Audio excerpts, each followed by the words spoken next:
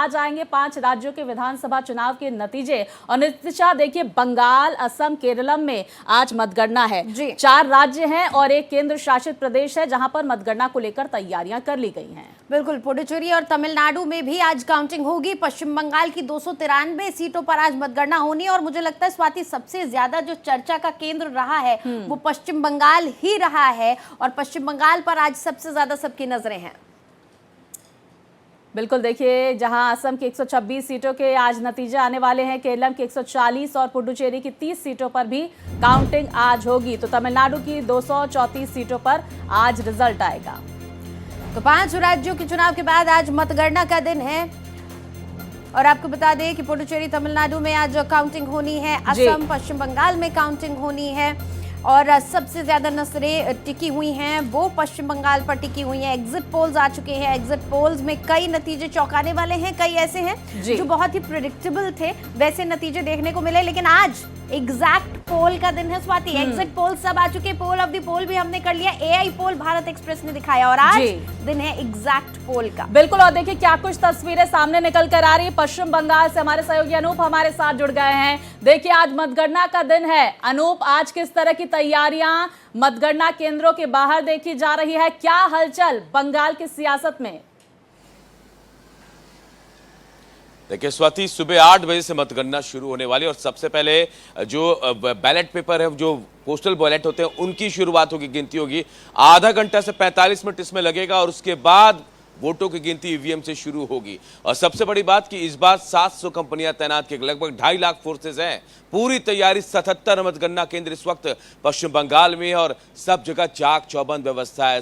चाहे सीआरपीएफ की बात कर ले, बीएसएफ की बात के, सीएपीएफ की बात कर ले, लोकल पुलिस, सबको लगाया गया है। स्पेशल ऑब्जर्वर बुलाए गए हैं, कहीं से कोई चूक ना हो, कोई भी गड़बड़ी ना हो, इसका पूरा ख्याल रखा गया है। लेकिन जो दावे किए जा रहे हैं पश्चिम बंगाल के लिहाज से राजनीति बहुत महत्वपूर्ण है, क्योंकि 15 साल की सियासत बनाम बीजेपी का जो जलवा है, जो बीजेपी के दावे हैं, उसके मुकाबले चुनाव बहुत मायने रखता है। एक तरफ ममता बनर्जी का भविष्य टिका हुआ इस चुनाव पर, तो दूसरी तरफ बीजेपी को कहीं ना कहीं बहुत भारी बढ़त मिलती हुई दिख रही इस चुनाव में। तो दोनों का भविष्य टिका है। क्या होगा ये चुनाव परिणाम के बाद पता चलेगा स्वाति। बिल्कुल, लेकिन अनूप, खास तौर पर इस चुनाव में जो हमने देखा वो एक बड़ा बदलाव पहले ही देखने को मिल गया। पोलिंग के वक्त 2 बदलाव थे। एक, इतिहास में आज तक की सबसे ज्यादा रिकॉर्ड तोड़ मतदान इस बार हुआ और दूसरा, इस बार शांतिपूर्ण चुनाव हुए। जो रक्त रंजित चुनावी राजनीति का इतिहास था बंगाल का, वो बदल गया और शायद उसमें ये सबसे बड़ी वजह, ये जो सुरक्षा के आप तमाम चाक चौबंद इंतजाम बता रहे हैं,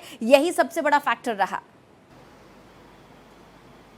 जाहिर तौर पर नितिशा, देखिए आज तक बंगाल के चुनाव में आपने जो बात कही, रक्त रंजित चरित्र ये रहा है। जब भी चुनाव हुए हैं, कहीं ना कहीं मारपीट, हिंसा के बिना चुनाव पश्चिम बंगाल का हुआ ही नहीं है।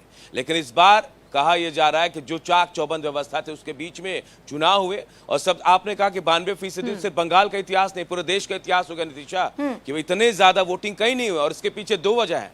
एसआईआर में जो वोट कटे, 90 लाख वोट कटे हैं, ऐसे में वोटर्स की संख्या कम हुई, तो वोटर्स की संख्या कम हुई, प्रतिशत बढ़ गया। दूसरी बात यह कि लोगों को डर सता रहा था कि भैया अगर आपने वोट नहीं डाला तो आपका नाम कट सकता है, इसीलिए लोग भागे दूसरे राज्यों से भी आए अपना वोट डालने के लिए। एसआईआर के बाद जाहिर तौर पर नितिशा, जिस बात का अनूप जिक्र कर रहे थे कि जो अलग अलग हिस्सों से देश के लोग वहां पर पहुंचे हुए, जानकारी अनूप ये आ रही है कि दक्षिण 24 परगना की जो फलता सीट है वहां पर 21 मई को वोटिंग होने वाली है। इसके साथ ही जरा ये भी आपसे समझ लेते हैं कि जो मतदान केंद्र है वहां पर सुरक्षा किस तरह से सुनिश्चित की जा रही है। हमने देखा स्ट्रांग रूम के बाहर पिछले कुछ वक्त से, कुछ दिनों से हमने देखा कि किस तरह से प्रदर्शन टीएमसी की तरफ से किया जा रहा था। आरोप प्रत्यारोप का दौर जारी था। शुभेंदु अधिकारी वो कहते हुए नजर आ रहे हैं कि जो एजेंट्स है, तमाम जो पर्यवेक्षक है, उनकी लिस्ट लीक हुई है। देखिए ये आरोप तो लग रहे हैं। हाँ। आरोप एक तरफ सत्ता पक्ष भी लगा रही है, विपक्ष के लोग भी आरोप लगा रहे हैं। और हमने आपने भी दिखाया है स्वाति की कैसे 4-4 घंटे ममता बनर्जी ईवीएम सेंटर में बैठी रहती हैं, शुभेंदु अधिकारी पहुंच जाते हैं, बीजेपी के कुछ नेता कहीं और, तो टीएमसी कुछ नेता कहीं और पहुंच जाते हैं। ये आरोप, ये डर तो बना ही हुआ है, लेकिन इन सब के बीच चाक चौबंद सुरक्षा व्यवस्था है। मैं कह रहा हूँ 3 लेयर की सुरक्षा व्यवस्था है। मतगणना केंद्र जहां पर वोट की काउंटिंग होने वाली है, 3 लेयर पार करने के बाद क्यूआर कोड भी, आप समझिए पहली बार है देश में कि आपकी पहचान, आपकी जो आईडी है वो QR कोड है, उसके जी। बाद फोटो, यानी परिंदा भी पार नहीं मार सकता, चाहे अधिकारी हो, चाहे एजेंट हो या कोई भी सुरक्षा कर्मी हो, बिना QR कोड दिखाए आपकी पहचान कराए आप आगे जा नहीं सकते। तो ये बहुत बड़ी चीज है और इसी के तहत चुनाव कराया जा रहा है। और फाल्ता सीट की बात करी आपने, तो फाल्ता वो डायमंड हार्बर का क्षेत्र 24 परगना का जो टीएमसी का गढ़ माना जाता है। सबसे ज्यादा सीटें 24 परगना में पिछली बार टीएमसी को यहीं से मिली थी और अभिषेक बनर्जी ने तो चैलेंज कर दिया कि फाल्ता सीट से बीजेपी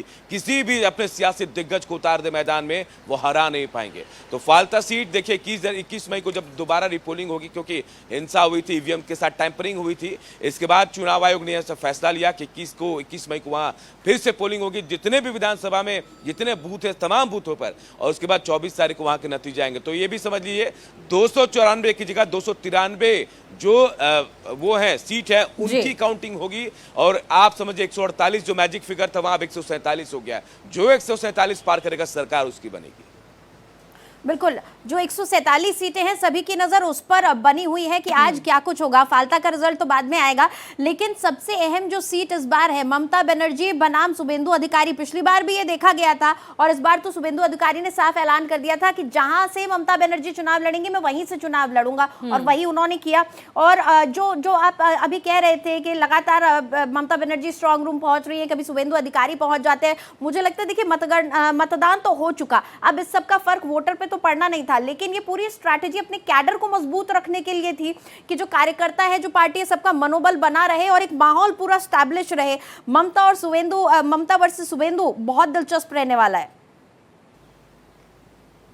बिल्कुल, ये भवानीपुर का मुकाबला नितिशा, और ये बहुत महत्वपूर्ण है। आपने देखा पिछली बार नंदीग्राम में शुभेंदु अधिकारी ने हरा दिया था ममता बनर्जी को, उसके बाद उपचुनाव हुए तो भवानीपुर में पहुंचकर वहां से जीत हासिल की थी ममता बनर्जी ने और प्रियंका टिबरेवाल को वहां से हराया था। लेकिन इस बार देखिए शुभेंदु 2 जगह से लड़ रहे हैं चुनाव, नंदीग्राम से तो है ही, लेकिन इस बार भवानीपुर से, क्योंकि ममता बनर्जी वहां से चुनाव लड़ रही है तो शुभेंदु अधिकारी भी चुनाव लड़ रहे हैं। दोनों अपनी अपनी जीत का दावा कर रहे हैं, लेकिन यहाँ का सियासी गणित अलग है। भवानीपुर कहा जाता है कि टीएमसी का पुराना गढ़ रहा है, लगातार 5 बार से वहां के विधायक टीएमसी के रहे हैं, और इसी वजह से यहाँ कहीं ना कहीं ममता थोड़ी मजबूत नजर आ रही है। और सियासी गलियारों में जो बात है कि भाई हमारे नेता, अगर मुख्यमंत्री पहुंच रही है, टीएमसी के लीडर जो मेन है वो पहुंच रही है, तो इतना लोगों को पता है टीएमसी के कार्यकर्ताओं को कि हमारी मुख्यमंत्री एक्टिव है, हमें भी एक्टिव होना पड़ेगा। वही शुभेंदु अधिकारी भी पहुंचे और बीजेपी के वोटर्स को बता रहे हैं या फिर कार्यकर्ताओं को कि भाई मैं एक्टिव हूं, आप लोग भी एक्टिव हो जाइए, कहीं कोई गड़बड़ी होने नहीं देंगे। अपने अपने वोटर्स या फिर अपने अपने जो कार्यकर्ता उनको भरोसा दिलाने की कोशिश थी कि वो ईवीएम सेंटर पहुंच रहे थे, लेकिन आज नतीजों का दिन है। आज उनका भरोसा, जनता का भरोसा कितना उन पर है, यह आज पूरी तस्वीर साफ हो जाएगी। बिल्कुल, और हम ये भी जान लेते हैं अनूप, जरा पोलिंग एजेंट्स तो चप्पे चप्पे पर तैनात हर एक पोलिंग बूथ के बाहर देखने को मिलेंगी, यहाँ पर मतगणना केंद्रों के बाहर, लेकिन जरा ये बताइए क्षेत्रीय पार्टियों की क्या स्थिति देखने को मिल रही है? हुमायूं कबीर की पार्टी, ओवैसी की पार्टी, क्या उनकी स्ट्रैटेजी मतगणना को लेकर देखने को मिल रही है और क्या कुछ सीटें निकाल पाएंगे? हालांकि जो एग्जिट पोल थे उसमें कुछ ज्यादा कमाल क्षेत्रीय पार्टियां वहां की जो है वो करती हुई नजर नहीं आ रही हैं। मतलब टफ फाइट जो है टीएमसी और बीजेपी के बीच ही है बनाम बीजेपी। बिल्कुल बिल्कुल, टीएमसी और बीजेपी के बीच सीधी लड़ाई है। कांग्रेस अपने अस्तित्व की लड़ाई लड़ रही है और 35 साल से जो पिछली बार शून्य में आउट हुए थे वाम मोर्चा, वो भी कहीं ना कहीं जमीन तलाश रहे हैं। हालांकि उम्मीद कांग्रेस को है कि इस बार कुछ सीटें जरूर मिलेगी। हुमायूं कबीर ने तो साफ कर दिया है कि भाई हो सकता है हुमायूं कबीर अपनी शायद सीट निकाल ले, एक सीट निकाल ले, इससे ज्यादा बहुत ज्यादा उम्मीद नहीं कर सकते। ओवैसी हवा ही है, लेकिन बहुत ज्यादा इंपैक्ट नहीं पड़ेगा, क्योंकि यहाँ अगर आपको इंपैक्ट देखना है तो वो महिला वोटर्स हैं। इस चुनाव के जो भी नतीजे आएंगे स्वाति, मान के चलिए महिला वोटर्स ने इस बार भी पुरुषों से ज्यादा वोटिंग की है, और रूरल एरिया में जहां ममता बहुत मजबूत है, ग्रामीण वोटर्स उनके साथ है। लेकिन अगर अर्बन एरिया की बात करें तो यहां टीएमसी को थोड़ा नुकसान हो सकता है, लेकिन मुकाबला सिर्फ और सिर्फ बीजेपी और टीएमसी के बीच है। बाकी जो लोग हैं वो अपने अस्तित्व की लड़ाई लड़ रहे हैं, अपनी जमीन तलाश रहे हैं। बिल्कुल, यहाँ सीपीएम जो कि 34 साल तक यहाँ पर थी उसको टीएमसी ने हटाया और अब 15 साल का एंटी इनकम्बेंसी फैक्टर की भी यहाँ पर बात की जा रही है। अनूप, आप अभी महिलाओं की बात कर रहे थे, 1.5% ज्यादा महिलाओं ने इस बार वोट प्रतिशत महिलाओं का रहा, और शायद यही वजह है कि लगातार महिला सुरक्षा को बीजेपी ने खूब भुनाया है इन चुनावों में। बार बार बात उठाई गई कि ममता बनर्जी के होते हुए, एक महिला सीएम के होते हुए संदेश खाली जैसी घटनाएं हो रही है, आरजीकर जैसी घटनाएं हो रही है, यहाँ पर सुरक्षा एक बड़ा सवाल है। जाहिर तौर पर जो मामले हाल के दिनों में आए थे, कुछ सालों में आए थे पश्चिम बंगाल में, चाहे आरजी कर के मामला, चाहे संदेश खाली का मामला आपने देखा है। हालांकि देखिए वहां पे ममता सरकार बैकफुट पर तो थी, लेकिन सबसे बड़ी बात है कि ममता सरकार जो है, ममता बनर्जी जो महिला योजना चला रही है, लक्ष्मी भंडार योजना, श्री कन्या योजना, इनका फायदा यहाँ की महिलाओं को बहुत ज्यादा मिला है। हालांकि अभी भी साफ नहीं है कि 93% जो वोटिंग हुई महिलाओं की, ये किसके खाते में गया है। थोड़ा इंतजार करना होगा स्वाति और नितिशा, उसके बाद पता चल पाएगा कि महिलाएं असल में जो विनिंग फैक्टर है वो कहां वोट देकर आई है। अनूप, एक बहुत महत्वपूर्ण सवाल ये भी हो जाता है कि जिस तरह से एग्जिट पोल के आंकड़े सामने निकल कर आए, जिसमें ज्यादातर एग्जिट पोल में बीजेपी की सरकार बनती हुई नजर आई, इसमें कहीं ना कहीं बौखलाहट टीएमसी को होगी अगर ये नतीजे तब्दील नतीजों में होती है तो किसी हिंसा की भी गुंजाइश जताई जा रही है। इसको लेकर क्या वहां पर व्यवस्थाएं देखने को मिल रही हैं? देखिए एक बात तो साफ है, गृह मंत्री ने भी साफ कर दिया था कि इस बार वो चीजें नहीं होंगी। और अगर ऐसा होता स्वाति, तो जो चुनाव हुए थे, पहले फेज की वेटिंग, दूसरे फेज की वेटिंग, फिर रीपोलिंग, हर चुनाव के बाद हिंसा होती है, चुनाव के दौरान भी हिंसा होती है, इससे पहले। लेकिन 2026 एक नजीर बन गया है, एक उदाहरण बन गया है। इस बार कहीं हिंसा नाम मात्र की हिंसा कह लें, और 93%, 92% वोटिंग बता रहा है कि भाई बहुत कुछ। अनूप, जरा तस्वीरें भी हम दिखा देते हैं दर्शकों को। देखिए असम, पश्चिम बंगाल, केरल, तमिलनाडु, पुडुचेरी, यहाँ पर वोटिंग और उसके बाद मतगणना केंद्रों के बाहर किस तरह से खास तस्वीरें सामने निकल कर आ रही हैं। हम देख पा रहे हैं कि ज्यादा तादाद वहां पर पुलिस प्रशासन की नजर आ रही है और किसी भी तरह की दिक्कत ना हो वहां पर जो तमाम पोलिंग एजेंट्स पहुंचे हुए हैं और साथ ही साथ जो मतगणना कर्मी हैं उसको लेकर चाक चौबंद व्यवस्थाएं की जा रही हैं। तो देखिए बेहद महत्वपूर्ण 4 राज्य और पुडुचेरी जो केंद्र शासित प्रदेश है वहां पर चुनाव, और देखिए पश्चिम बंगाल का क्या सियासी हाल है, हमारे सहयोगी अनूप बता रहे हैं। अनूप बने रहिए। इस बीच देखिए बंगाल, असम, केरला में जिस तरह से आज मतगणना होने वाली है, पुडुचेरी और तमिलनाडु में भी काउंटिंग होने वाली है, सुरक्षा चाक चौबंद है। बिल्कुल, तो बंगाल समेत 5 राज्यों में काउंटिंग की हाईटेक व्यवस्था की गई है। काउंटिंग को फुल प्रूफ बनाने की भी तैयारी है और क्यूआर कोड वाला सुरक्षा कवच लागू हुआ है, यानी क्यूआर कोड के बिना कोई जा नहीं सकता। 3 लेयर सुरक्षा है, बिना स्कैनिंग के अंदर एंट्री नहीं मिलेगी, फिर चाहे आप कोई भी हो, कोई भी आ जाए, अगर आपके पास क्यूआर कोड नहीं है तो आप इस 3 लेयर सुरक्षा चक्र जो बनाया गया है इसको आप क्रॉस नहीं कर सकते हैं। और ये जो सुरक्षा व्यवस्था है ये बहुत मायने इस बार रख रही है। बार बार बात हो रही है इन चुनावों में कि कितना केंद्रीय बलों का इस्तेमाल किया गया है। जगह जगह लोगों को ये बताया गया है कि आप घर से निकलिए, चाहे कोई भी दल हो, आपको प्रेशराइज नहीं कर सकता, आप आइए वोट दीजिए, कोई हिंसा नहीं होगी। और स्वाति देखिए ये पहली बार है जब कोई मौत नहीं हुई है। छुटपुट हिंसा की घटनाएं हुई हैं लेकिन कोई मौत नहीं हुई है। ये बहुत ही अलग दृश्य इस बार हमें बंगाल के चुनाव में देखने को मिला है। और देखिए स्वाति ये जो वर्दीधारी यहाँ खड़े हैं ना, इन्हीं की बदौलत बंगाल चुनाव में आज ये ऐसी तस्वीर हमें देखने को मिली है। बिल्कुल, देखिए बेहद खास तस्वीरें जो लगातार सुबह से ही भारत एक्सप्रेस आप तक पहुंचा रहा है और सुबह 8 बजे से शुरू होगी वोटों की गिनती। आपको बता दें कि पहले डाक मत पत्र गिने जाएंगे और उसके बाद खुलेंगी ईवीएम मशीनें, और इसको लेकर देखिए किस तरह से पैरामिलिट्री फोर्स भी वहां पर तैनात की गई है, क्योंकि सुरक्षा के मद्देनजर भी कई सारे कदम उठाए गए हैं। हाईटेक व्यवस्थाएं देखी जा रही है और जिस बात का मेरी सहयोगी जिक्र कर रही थी नितिशा की, हाईटेक व्यवस्था के साथ ही साथ क्यूआर कोड जो है वो वहां पर स्कैन करना होगा और उसके बाद ही एंट्री मिलेगी। तो अप्रिय घटना के लिए भी पूरी तैयारी कर ली गई है। देखिए जिस तरह से पैरामिलिट्री फोर्स तैनात की गई है। और एग्जिट पोल, अगर पश्चिम बंगाल की हम बात करें तो एग्जिट पोल में जिस तरह से यहाँ पर बंगाल में सियासी गणित जो है वो बीजेपी के हिसाब से फिट बैठता हुआ नजर आया। अब क्या ये नतीजों में तब्दील होता है, एग्जिट पोल एग्जैक्ट पोल में तब्दील होता है, ये देखना महत्वपूर्ण होगा। फिलहाल हर एक तस्वीर सबसे पहले देखिए भारत एक्सप्रेस पर और इसके साथ ही सही और सटीक जानकारी के लिए देखते रहिए भारत एक्सप्रेस। बिल्कुल, देखिए टीएमसी और भाजपा स्वाति दोनों ही दल ये कह रहे हैं कि हम तो 200 पार जीतने वाले हैं। दोनों ही दावा कर रहे हैं कि हम 200 से पार जाएंगे, लेकिन बात यह है कि सियासी तस्वीर तो दोपहर 1 बजे के बाद ही साफ हो पाएगी, जैसे जैसे रुझान आने शुरू होंगे। और सीएम ममता बनर्जी ने आरोप लगाए हैं, बड़ी खबर इस वक्त हम दर्शकों को बता रहे हैं, बीजेपी पर लोड शेडिंग कराने का आरोप लगाया है ममता बनर्जी ने। सीसीटीवी बंद होने का भी आरोप लगाया।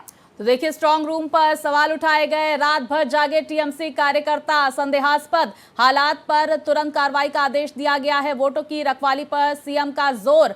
पश्चिम बंगाल की मुख्यमंत्री ममता बनर्जी की तरफ से सोशल मीडिया पर ये बड़े आरोप लगाए गए हैं। तो उन्होंने कहा है कि अलग अलग जिलों से रिपोर्ट आ रही है कि बीजेपी जानबूझकर लोड शेडिंग करवा रही है। बिजली कटने से सीसीटीवी कैमरे बंद हो रहे हैं और स्ट्रांग रूम में गाड़ियों की आवाजाही देखी जा रही है। ममता ने अपने कार्यकर्ताओं को सतर्क रहने को कहा है और पूरी तरह से रात भर जागकर रखवाली करने के निर्देश दिए। उन्होंने कहा कि अगर कहीं भी संदेहास्पद स्थिति बने तो तुरंत घेराबंदी कर शिकायत दर्ज कराए। अनूप जी लगातार हमारे साथ जुड़े हुए हैं। अनूप जी, हम कुछ देर पहले बात कर रहे थे कि किस तरीके से आरोप प्रत्यारोप चल रहे हैं। एक और आरोप सामने आ गया है कि सीसीटीवी बार बार बंद हो रहे हैं, स्ट्रांग रूम की सुरक्षा पर सवाल उठाए जा रहे हैं। कहा जा रहा है कि लोग आ रहे हैं, जा रहे हैं, गाड़ियां आ रही है, जा रही हैं और सीसीटीवी बंद हो जा रहे हैं। पता नहीं चल रहा है क्या चल रहा है अंदर। देखिए, जब तक मतगणना नहीं शुरू हो जाती तब तक ये आरोप लगते रहेंगे। नीतीशा, आप समझिए ये आरोप आज से नहीं लग रहे हैं, चुनाव से पहले के बाद से अब तक आज तक आरोप लगेंगे और आज के बाद जो भी रिजल्ट आएगा उसके बाद भी आरोप लगेंगे। आरोप तो दोनों तरफ से लग रहे हैं और आरोप देखिए टीएमसी लगा रही है, जिससे ममता बनर्जी ने कहा कि भाई लोड शेडिंग की बात की जा रही है, सीसीटीवी बंद कर दिए जा रहे हैं। चाहे सीसीटीवी बंद कर दिए जाए, लेकिन वहां पर तो वहां जो एजेंट हैं वो मुस्तैद हैं। खुद ममता बनर्जी ने कह दिया कि जब तक मैं ना कहूं कोई भी पोलिंग एजेंट अपने बूथ को नहीं छोड़ेगा।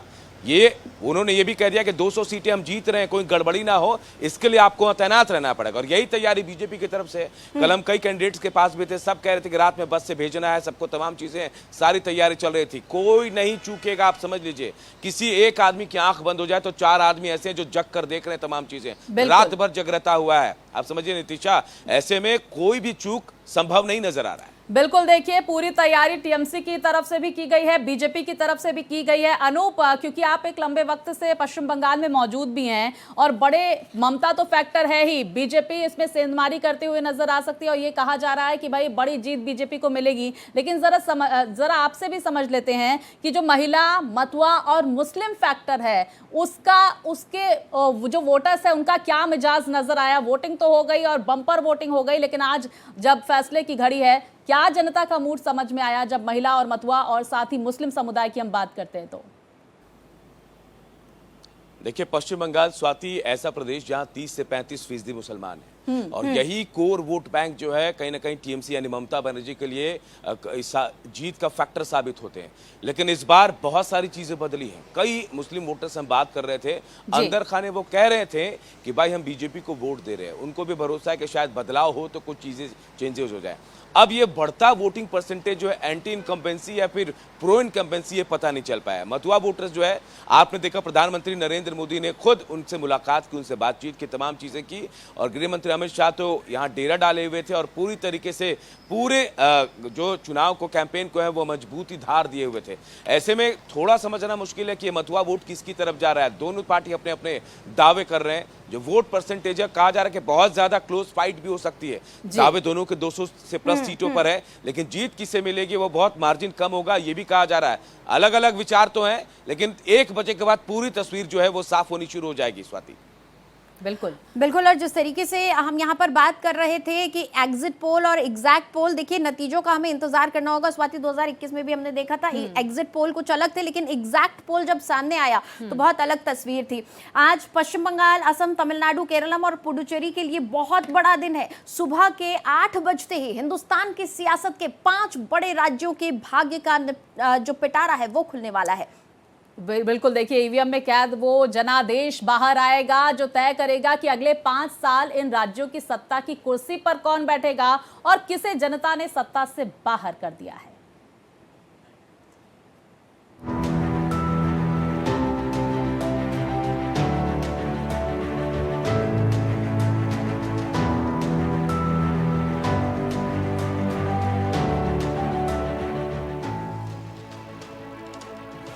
पश्चिम बंगाल की खाड़ी से लेकर केरल के तटों तक और असम की पहाड़ियों से लेकर पुडुचेरी के समंदर तक हर तरफ सिर्फ एक ही सवाल है, किसकी बनेगी सरकार?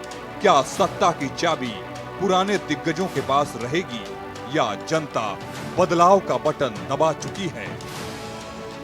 सबसे बड़ी नजरें हैं पश्चिम बंगाल पर। क्या दीदी अपना किला बचा पाएंगी या बीजेपी का कमल कोलकाता के गलियारों में खिलेगा?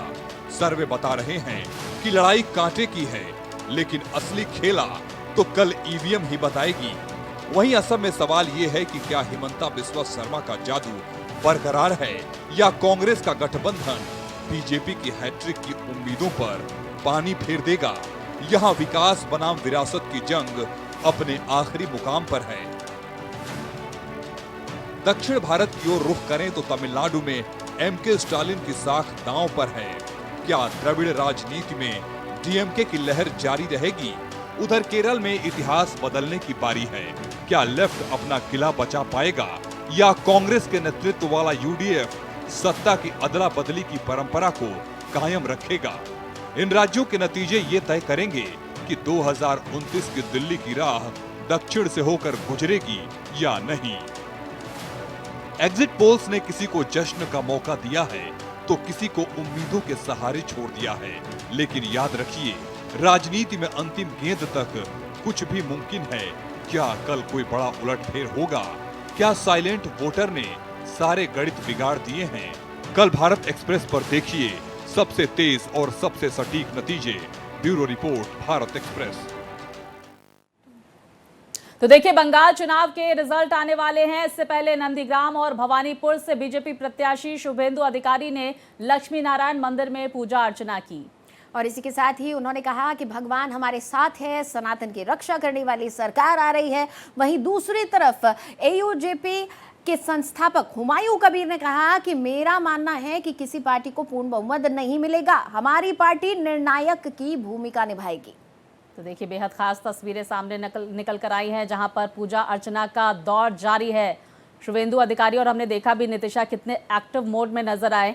पोलिंग के दौरान शुभेंदु अधिकारी अलग अलग पोलिंग बूथ्स का वो दौरा कर रहे थे और ये जायजा लेते हुए नजर आ रहे थे कि शांतिपूर्ण तरीके से क्या मतदान वहां पर हो रहे हैं, किसी भी तरह से प्रभावित करने की कोशिश तो नहीं हो रही है। तो देखिए, लक्ष्मी नारायण मंदिर में पूजन अर्चन करते हुए शुभेंदु अधिकारी, और आज फैसले की घड़ी है और उससे पहले भगवान की पूजा अर्चना की जा रही है और आशीर्वाद मांगा जा रहा है। बिल्कुल स्वाति, देखिए हमारे यहाँ कोई भी अच्छा काम हम करने निकलते हैं, किसी भी परिणाम का इंतजार कर रहे होते हैं तो सबसे पहले भगवान के दर पे ही पहुंचा जाता है। सब जाते हैं, शीश निभाते हैं। हमने देखा कि जब जिस दिन मतदान का दिन था उस दिन भी ऐसी ही तस्वीरें सामने आई। उसके बाद आज मतगणना का दिन है। आज तो पता चलेगा कि जनता ने क्या फैसला किया है तमाम नेताओं के भाग्य का। और बीजेपी के लिए तो ये बहुत ही, बीजेपी वर्सेस टीएमसी दोनों के लिए ही ये साख की भी लड़ाई है और सरकार बनाने की तो है ही है।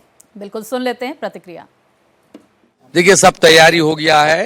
भारतीय जनता पार्टी की ओर से पिछले 3 दिन हमारी 2 राष्ट्रीय नेता सुनील बंसल जी, भूपेंद्र यादव जी, उन्होंने सब गोटा पश्चिम बंगाल घूम घूम के हर काउंटिंग का साथ जो हमारी कैंडिडेट है, इलेक्शन एजेंट है, सबका साथ मुलाकात किया, बातचीत किया।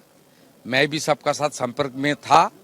खास करके इलेक्शन कमीशन ओरिएंटेड जो काम था, मैं अमित मालविया जी, शिशिर बाजरिया जी, हम सब कोऑर्डिनेट करके सब किया। सब व्यवस्था अच्छा है और ये लोग कल तक सुप्रीम कोर्ट में जाकर सेंट्रल गवर्नमेंट एम्प्लॉय को रोकने की कोशिश किया है। पिछले 21 में जिस तरीके से धांधली किया था, इसका प्लानिंग था धांधली करने का, लेकिन कोई कोशिश उनका कामयाब नहीं हुआ है। अच्छा काउंटिंग होगा। सबको शांति बजाय रखना चाहिए, अंदर भी बाहर भी।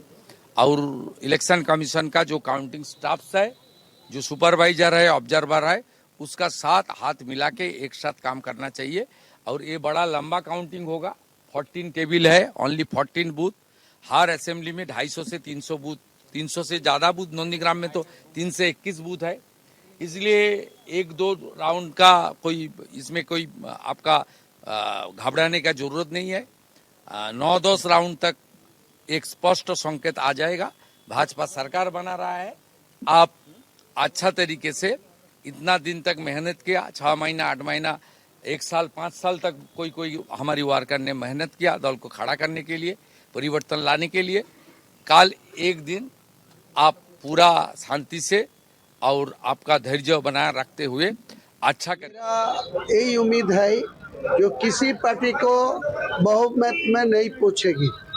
कोई पार्टी का कैंडिडेट 148 में नहीं जाएगी, किसी को 130 में रुक जाएगी, किसी को 95 से 110 तक रुक जाएगी।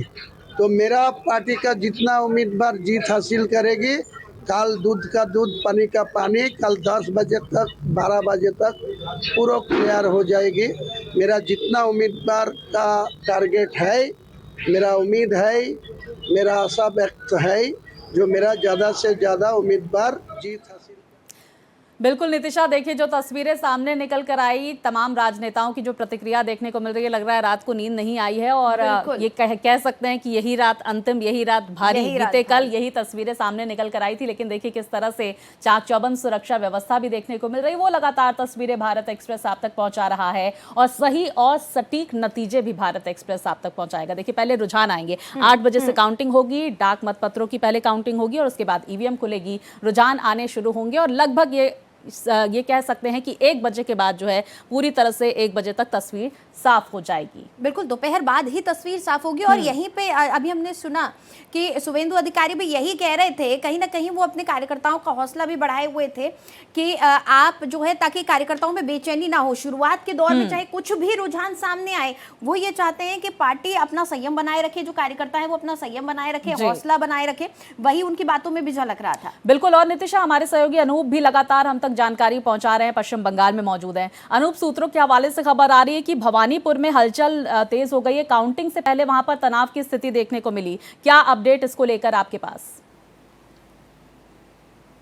देखिए स्वाति, मैं आपको बता दूं कि भवानीपुर वो इलाका ही है जहां इस बार पश्चिम बंगाल में जो सबसे ज्यादा हॉट सीट एरिया जिसे माना जाता है, जाहिर है जहां पश्चिम बंगाल की मुख्यमंत्री चुनाव लड़ रही हैं और विपक्ष की जो सबसे बड़े नेता हैं शुभेंदु अधिकारी, वो चुनाव लड़ रहे हैं, ऐसे बहुत महत्वपूर्ण हो जाता है। और इसीलिए भी क्योंकि लगातार ये वो इलाका था भवानीपुर में जहां ईवीएम काउंटिंग सेंटर में ममता बनर्जी भी पहुंच रही थी, शुभेंदु अधिकारी भी पहुंच रहे थे और कार्यकर्ता तो वहां हैं और तनाव दोनों के बीच होगा ही होगा।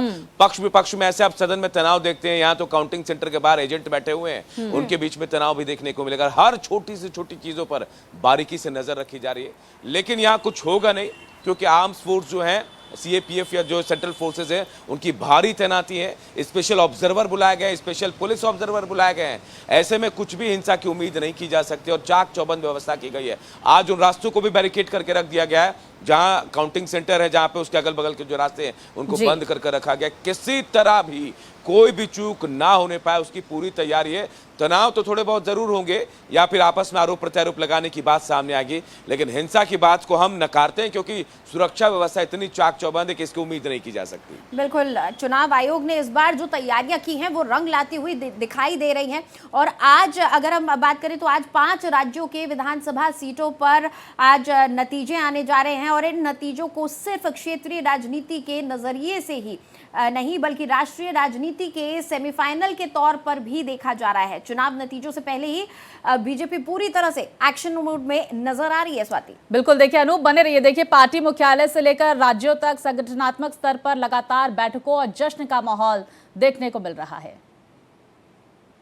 4 मई को 5 राज्यों के चुनाव परिणाम आने हैं, इसको लेकर के भारतीय जनता पार्टी ने अपनी पूरी तैयारी कर ली है।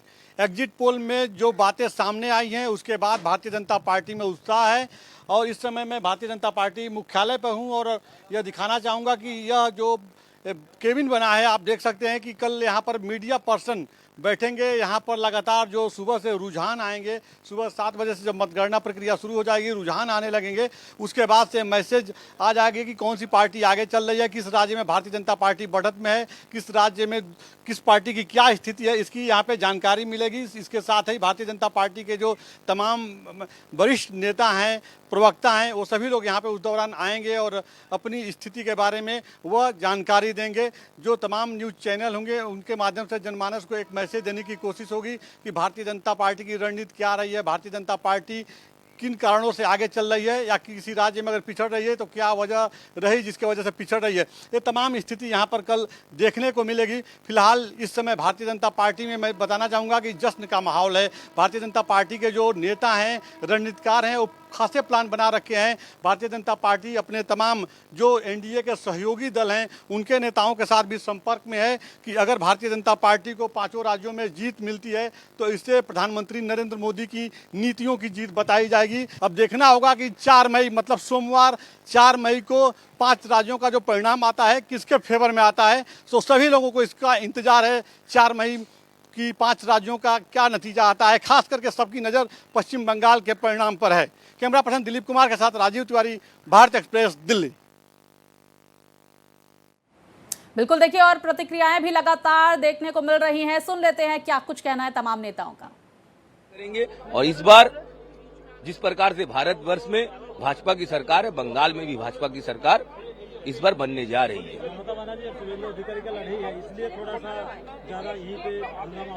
ऐसा कुछ नहीं है, लड़ाई कुछ नहीं, हम लोग बहुत आगे हैं। शुभेंदु दा बहुत आगे, बहुत आगे।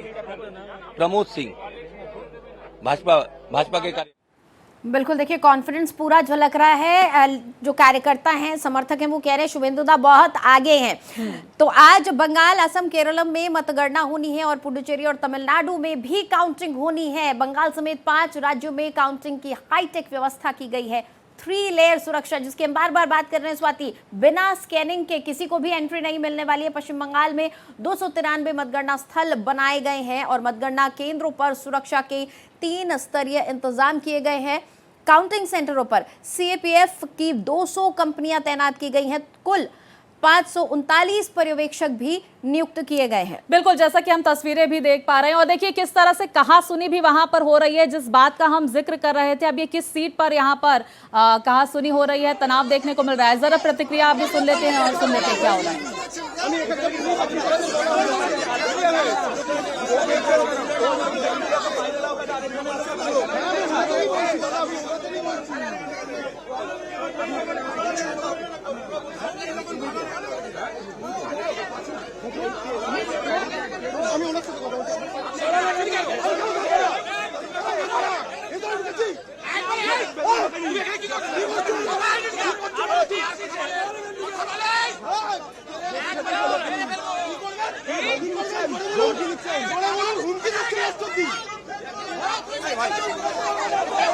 क्या हुआ क्या हुआ क्या हुआ क्या हो गया?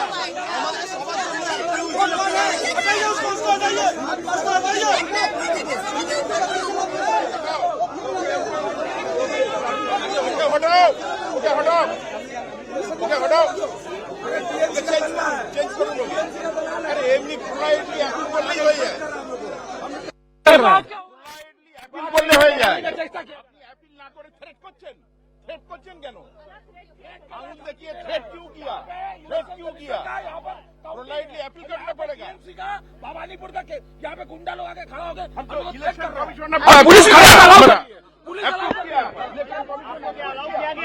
बिल्कुल हमारा आई कार्ड है, देख लीजिए। उसके बाद आई कार्ड है, देखिए उसको पूछिए, आपका कैमरा लेके जाइए, पूछिए। वो टीएमसी का गुंडा क्रिमिनल, हमारे पास आई कार्ड है। चलो सकाल चलो। तो उन लोग को पूछिए ना क्यों अलाउ नहीं कर रहे, उन लोग को पूछिए क्यों अलाउ नहीं कर रहे। का दौर जारी है और हमारे सहयोगी अनूप लगातार हमारे साथ बने हुए हैं। पहले सुन लेते हैं जरा क्या आरोप लगाए जा रहे हैं। किया जा रहा, उधर बोला जाए, आरोप बोला जाए, पेन फाइल कुछ अलाउ नहीं है। कौन लेके जा रहा है, कौन लेके जा रहा है? आप लोग देख रहे थे, आप लोग का सामने दिखाई दे रहा है, दूसरे सब देख रहे हैं। आप लोग किस पार्टी से हैं? हम लोग तृणमूल कांग्रेस से। अच्छा, और ये जो रोक रहे थे, आप लोग किसको रोक रहे थे?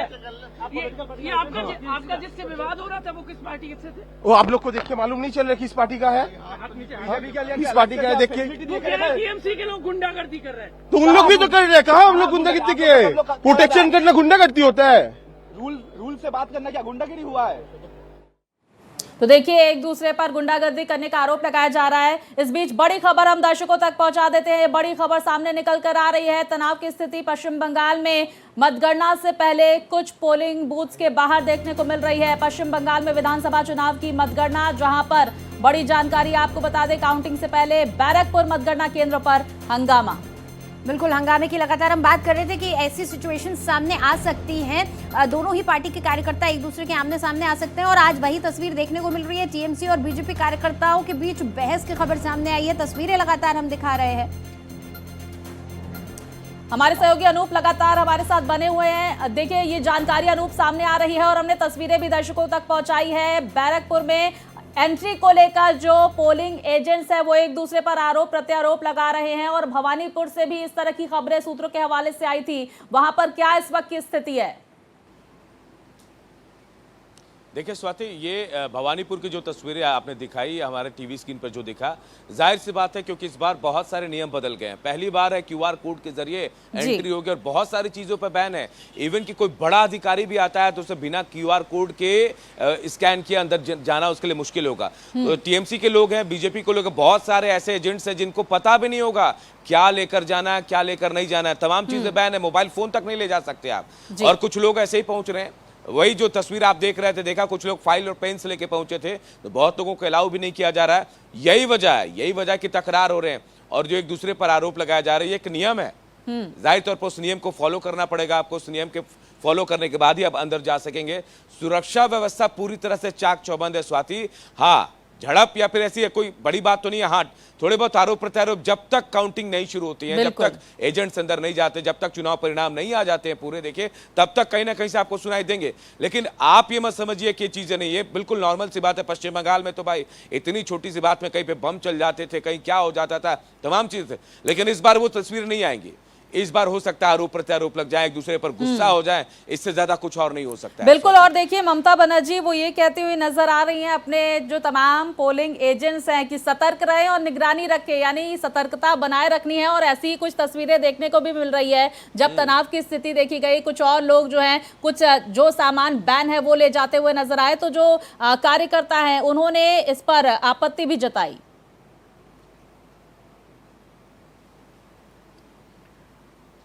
अनूप। बिल्कुल स्वाति, देखिए इसी तरह की तस्वीर दिख रही है। दोनों ही पार्टी के दरअसल जो कार्यकर्ता हैं, जो समर्थक वहां पर मौजूद है, बहुत ही अलर्ट मोड पर है। हमने पिछले दिनों भी जो तस्वीर देखी उसमें भी हमने यही देखा कि बीजेपी और टीएमसी दोनों के कार्यकर्ता बहुत सतर्कता के साथ वहां पर मौजूद है। क्योंकि और हो भी क्यों रहा, देखिए ये चुनाव ही भाग्य तय करेंगे अगले 5 साल के लिए इन दोनों ही दलों का। अगर बीजेपी आ जाती है तो ये बहुत बड़ी जीत बीजेपी के लिए होगी और 2029 के लिए भी एक और राज्य ऐसा हो जाएगा बीजेपी के पास जहां पर उनकी सरकार होगी। और अगर ममता बनर्जी ये चुनाव जीत जाती हैं तो देखिए ये चौथा उनका टर्म शुरू हो जाएगा। 15 साल वो सरकार चला चुकी है और 2029 में वो विपक्ष का एक बड़ा चेहरा बनकर भी सामने आएंगे कि मोदी का चेहरा, जिस मोदी की बात बार बार बीजेपी करती है, जिस प्रधानमंत्री मोदी का जिक्र बार बार किया जाता है, पीएम मोदी को चुनौती देने वाली एक बड़ा चेहरा, बड़ी नेता के रूप में सामने आ जाएंगी ममता बनर्जी की। ये चुनौती दे सकती हैं। अगर विपक्ष में कोई है तो अब वो ममता दीदी हैं। अब मोदी वर्सेस ममता हो सकता है। तो ये तो सभी कार्यकर्ताओं के लिए बहुत ज्यादा महत्वपूर्ण ये चुनाव बंगाल के इस बार के होने जा रहे हैं और वही तस्वीर हम बार बार देख रहे हैं।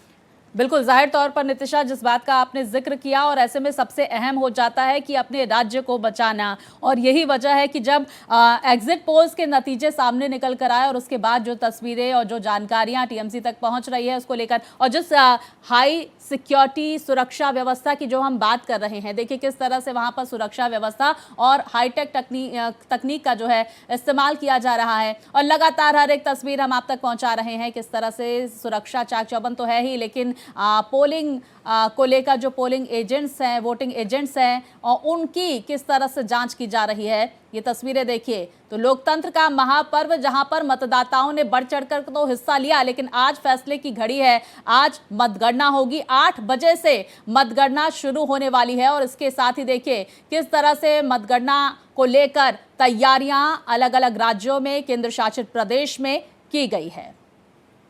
बिल्कुल, तमाम सीधी तस्वीरें हम लगातार दिखा रहे हैं और इस वक्त एक बड़ी खबर आ रही है। भवानीपुर में काउंटिंग से पहले हंगामा हुआ है।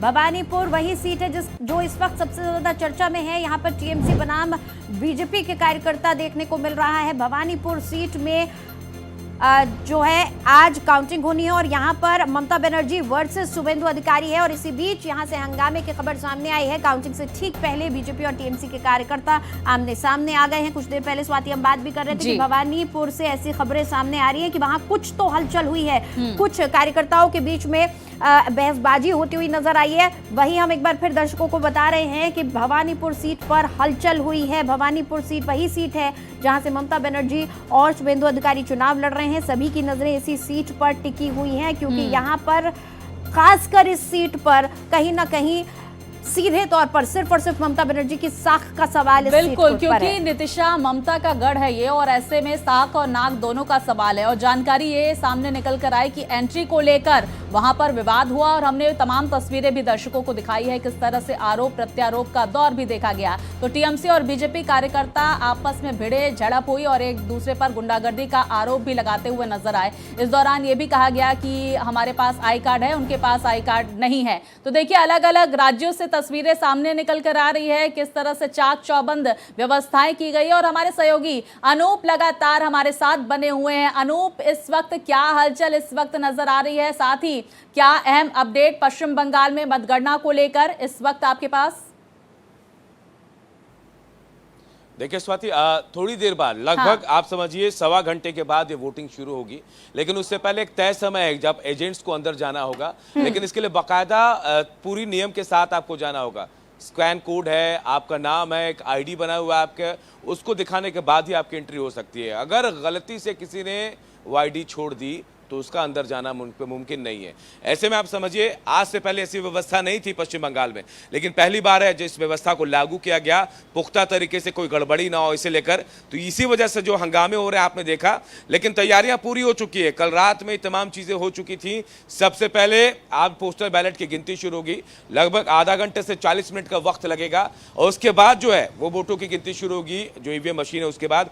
अमूमन देखा जाता है कि 14 टेबल होते हैं लोकसभा सीट में, लेकिन विधानसभा में 7 से लेकर 10-12 भी हो सकते हैं जैसे जैसे गिनती होगी। लेकिन 1 बजे के बाद तस्वीरें साफ होनी धीरे धीरे शुरू हो जाएंगे। हम शुरू में देखेंगे रुझान आएंगे, वो 12 बजे तक जो रुझान आएंगे, अगर उनका डिफरेंसेस ज्यादा होता है स्वाति, तो वही एग्जैक्ट होते चले जाते हैं, क्योंकि उनके बाद पीछा कर पाना, किसी वोट को मार्जिन को पीछा कर पाना 1000 से ज्यादा मुश्किल हो जाता है।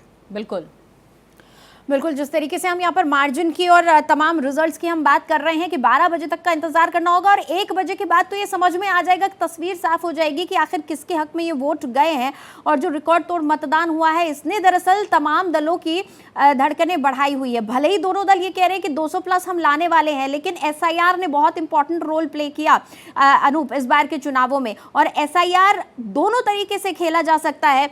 जहां एक तरफ ममता बनर्जी कह रही हैं कि देखिए लोगों ने SIR के खिलाफ वोटिंग की है, वहीं बीजेपी कह रही है, बीजेपी ये कह रही है कि ये SIR के कारण मतदान बढ़िया हुआ है, क्योंकि जो फर्जी वोटर थे वो हमने हटा दिए। सीधी तस्वीरें इस वक्त हम आपको दिखा रहे हैं। तो हेमंता बिस्वा शर्मा की उनके आवास के बाहर की ये तस्वीरें नितिशा सामने निकल कर आ रही हैं, और देखिए किस तरह से इस वक्त वहां पर शांति है, और शायद जो मुख्यमंत्री हैं वो सुकून से आज शायद रहे होंगे, क्योंकि देखिए असम में वो एक बार फिर से वापस आने वाले हैं। इस तरह के एग्जिट पोल्स के नतीजे सामने निकल कर आ रहे हैं। हमने देखा कि असम चुनावों के दौरान भी किस तरह से पाकिस्तान को लेकर और उनकी पत्नी के 2 पासपोर्ट को लेकर भी आरोप प्रत्यारोप का दौर देखा गया था, और बहुत सारी तस्वीरें सामने निकल कर आई थी, और कांग्रेस के कुछ नेताओं की गिरफ्तारी भी हुई थी। तो देखिए असम में किस तरह से तस्वीरें सामने निकल कर आ रही है, क्योंकि आज बेहद महत्वपूर्ण असम के लिए भी, जहां पर चुनाव के नतीजे आने वाले हैं। और हमारे सहयोगी अनूप भी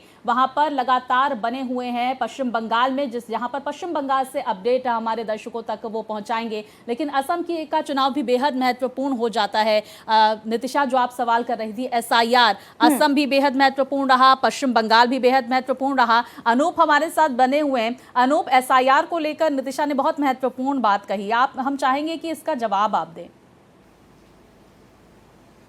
देखिए स्वाति, SIR के मायने बिल्कुल अलग हैं। ये एक प्रक्रिया है जो चुनाव आयोग ने शुरू की थी कि भाई बहुत सारे ऐसे वोटर्स थे जो 2 जगह वोट करते थे, जहां रह रहे वहां, जहां घर है वहां, या फिर कहीं और भी।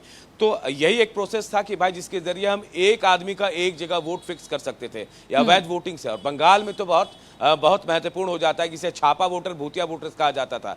91 लाख वोट कटे हैं।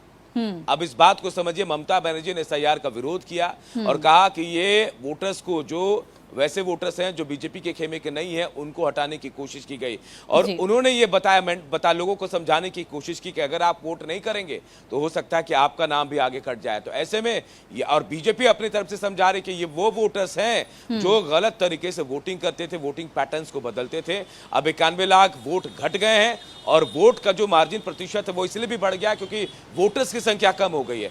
ऐसे में दोनों पार्टी अपने अपने तरीके से इसका माइलेज लेने की कोशिश कर रही थी, लेकिन ये तय है। ये बात भी सच है कि जो वोटिंग परसेंट 92% हुआ है, 92% जो हुआ है, ये इसी SIR का नतीजा है, क्योंकि वोटर्स बाहर से होकर आ रहे थे, जहां भी कहीं भी हो, विदेश में भी वो भी आ रहे थे, क्योंकि वो अपनी पहचान खत्म नहीं करना चाहते और इसी वजह से वो भाग कर आ रहे थे।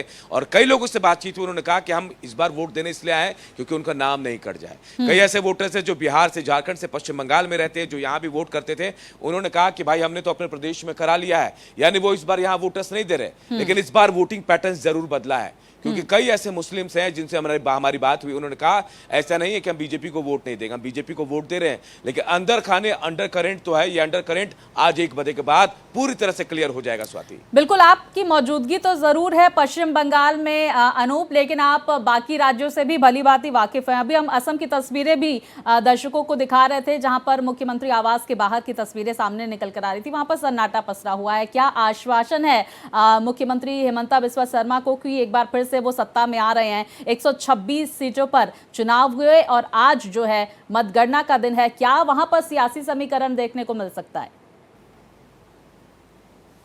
देखिए, वहां कांग्रेस ने भी पूरा जोर लगा दिया था। स्वाति, आपको पता है 8-9 पार्टियों से गठबंधन किया था कांग्रेस ने वहां पे, उसके बाद पूरा जोर लगाया। लेकिन एग्जिट पोल के जो नतीजे वो क्लीन स्वीप की तरफ बीजेपी को ले जाते हुए दिख रहे हैं। और आज हेमंता बिस्वा शर्मा जो फायर ब्रांड है, आपको पता ही है, ऐसे नेता जो खुलकर बोलते हैं चाहे किसी मुद्दे पर हो। और वहां घुसपैठिए का मुद्दा, SIR का मुद्दा बहुत हावी था, UCC का मुद्दा बहुत हावी था, क्योंकि म्यांमार का बॉर्डर जो लगता है वो जो वहां से फेंसिंग जो नहीं हुई आगे बांग्लादेश को लेकर, जो घुसपैठियां हैं उनको लेकर वहां SIR हुआ, उसका भी इम्पैक्ट पड़ा है। उनको पता है कि भाई उनका वोटर्स कौन है, वहां पे कौन उनको वोट दे सकता है, और सीधा वही टारगेट था।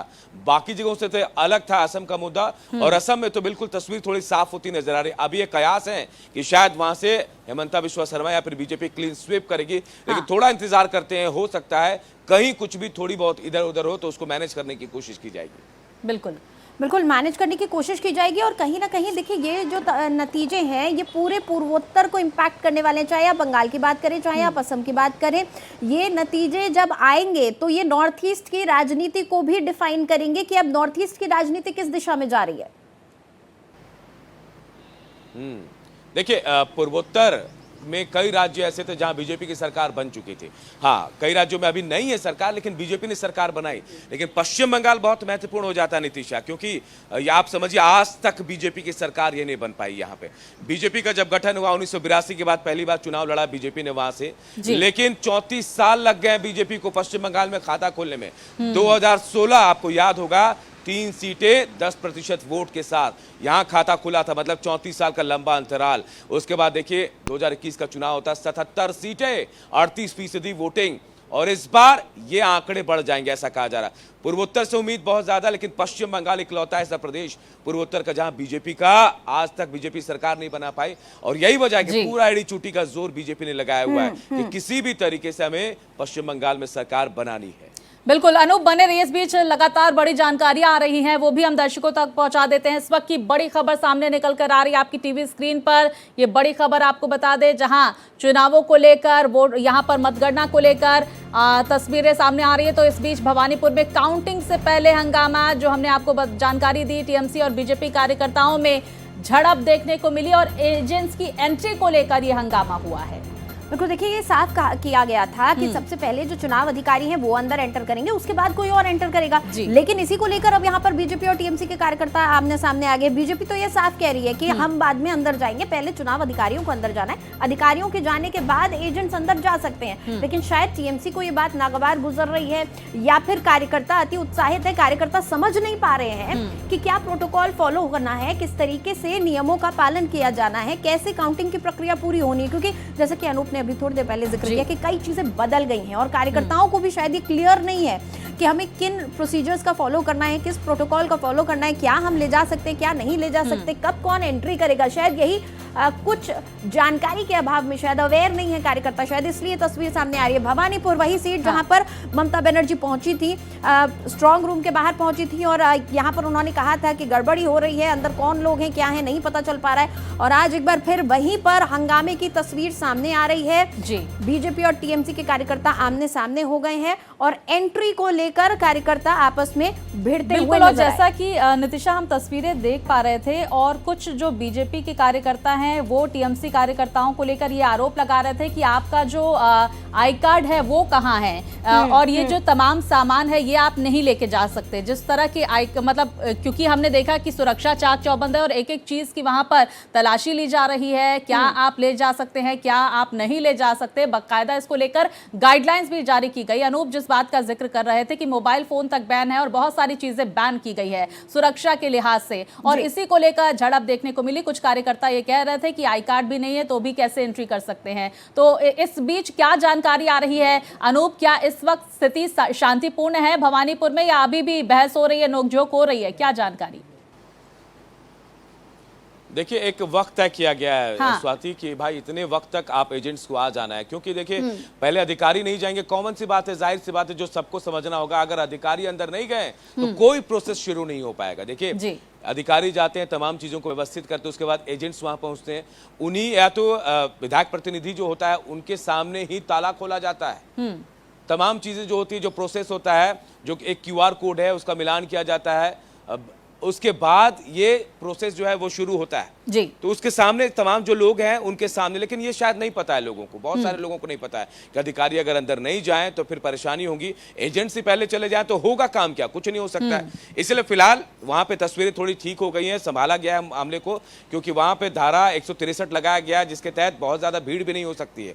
200 मीटर के रेडियस में कहीं भीड़ नहीं लगाना है, ऐसे में लोगों को समझाया भी गया है। अभी फिलहाल स्थिति शांतिपूर्ण है और अब धीरे धीरे प्रोसेस की ओर बढ़ रहे हैं, क्योंकि बहुत ज्यादा वक्त नहीं बचा है, 1 घंटा का वक्त बचा है। जो प्रक्रिया, जो प्रोसेस है उसको शुरू करने में भी थोड़ा वक्त लगता है, वो प्रोसेस अब धीरे धीरे शुरू हो गया है। बिल्कुल, आप बने रहिए अनूप, हमारे साथ हमारे वरिष्ठ सहयोगी कृष्ण मोहन जी भी जुड़ गए हैं। कृष्ण मोहन, क्या जानकारी असम को लेकर, पुडुचेरी को लेकर, तमिलनाडु को लेकर, केरल को लेकर, वहां पर क्या सुरक्षा के मद्देनजर, मतगणना के मद्देनजर व्यवस्थाएं की गई है? क्योंकि पश्चिम बंगाल का हाल तो लगातार हम समझ रहे हैं, बाकी 3 राज्यों और एक केंद्र शासित प्रदेश में मतगणना को लेकर क्या अपडेट आ रही है कि 8 बजे से मतगणना शुरू होगी, इससे पहले क्या सुरक्षा व्यवस्था? जब मैं बीजेपी ऑफिस आ रहा था तो इलेक्शन कमीशन के एक अधिकारी से मेरी बात हुई। मैंने कहा कि इस बार तो काफी नजर है कि इलेक्शन कमीशन ने किस तरीके से मैनेज किया है चीजों को। तो उन्होंने कहा कि 3 टियर सिक्योरिटी है। एक तो हमारी सेंट्रल एक्जुलरी फोर्स वहां पे लगाई गई है, CAF लगाई गई है। उसके बाद जो ऑब्जर्वर्स हैं इलेक्शन कमीशन के तमाम IPS, IAS और जो गजेटेड ऑफिसर्स हैं उनको लगाया गया है और लोकल पुलिस लगाई गई है।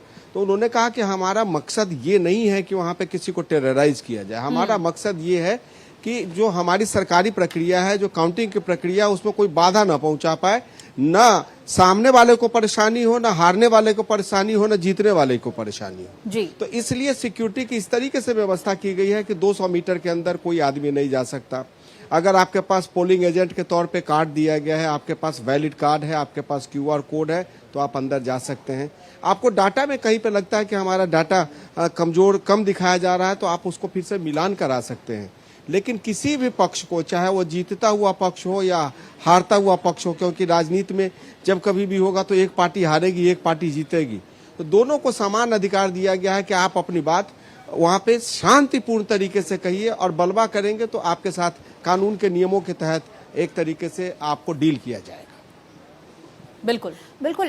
KM शर्मा जी, जिस तरह से हम इस बार तस्वीर देख रहे हैं, देखिए ये जाहिर सी बात है कि आरोप प्रत्यारोप दोनों दल लगाते रहेंगे, और खासतौर पर जहां पर अगर बीजेपी की सरकार नहीं है तो कहीं ना कहीं ये आरोप लगेंगे कि भाई आप एजेंसियों का दुरुपयोग कर रहे हैं। ये राजनीति में हमने देखा है, ये अब आरोप जो है हमारे भारत की राजनीति में बड़े आम हो गए हैं। लेकिन इस बार की जो तस्वीर हम देख रहे हैं, सभी जगह रिकॉर्ड वोटिंग हुई है और सभी जगह बड़े ही शांतिपूर्ण तरीके से रिकॉर्ड वोटिंग हुई है। क्या आपको लग रहा है, हम हर बार ये देखते हैं कि एग्जिट पिछली बार अगर बंगाल की ही बात कर ले तो 2021 के जो एग्जिट पोल थे वो एग्जैक्ट नहीं साबित हो पाए थे। इस बार जो एग्जिट पोल्स लग रहे हैं, क्या ऐसा संभावना लग रही है कार्यकर्ताओं के मनोबल से, क्योंकि आप इस वक्त बीजेपी कार्यालय में भी मौजूद हैं, क्या लग रहा है भीतर खाने जो एग्जिट पोल ने कॉन्फिडेंस दिया है वो बना हुआ नजर आ रहा है? अभी ये कहना बहुत मुश्किल है, क्योंकि अभी बीजेपी के कार्यालय में जहाँ पे मैं खड़ा हूँ, बीजेपी सेंट्रल दफ्तर है, यहाँ पे अभी 7 बजने वाला है और अभी कार्यकर्ताओं का आना जाना शुरू नहीं हुआ है। सिर्फ मीडिया के लोगों को असिस्ट करने के लिए बीजेपी के तमाम सारे जो सपोर्ट स्टाफ हैं वो लगे हुए हैं। अभी कोई बड़ा नेता या कोई कार्यकर्ता या आप अगर जो जानना चाहते हैं कि ढोल नगाड़े फूल पत्ती, अभी कुछ नहीं है। लेकिन ये बात तो सही है कि असम बीजेपी जीत रही है, क्योंकि वहाँ पे कॉन्टेस्ट है, लेकिन कॉन्टेस्ट जो है इतना मजबूत नहीं है कि वो इसको हरा सके।